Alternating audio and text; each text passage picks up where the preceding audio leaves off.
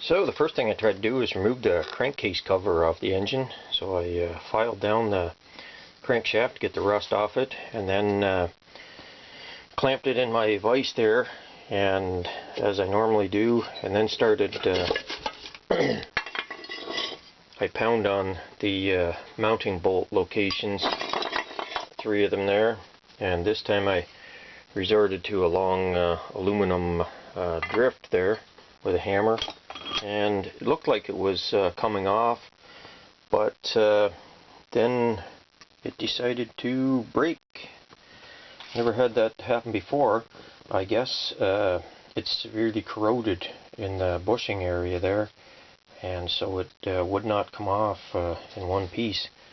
There's no way to heat that area by itself. I mean, I can heat it now and try to remove it from the crankshaft, but you see the amount of just rust goop in it there. Same thing there, it's just all rusty.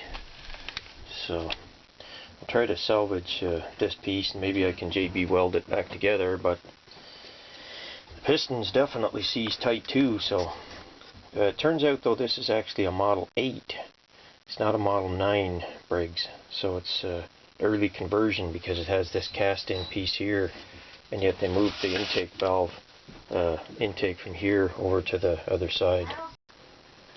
Well, finally got the bushing off of it there. Still a little warm. Had to heat it up with a brazing torch. Then took a various assorted pry bars and chisels and everything till I could get enough room to get the 3-jaw puller on it there, and that and penetrating oil.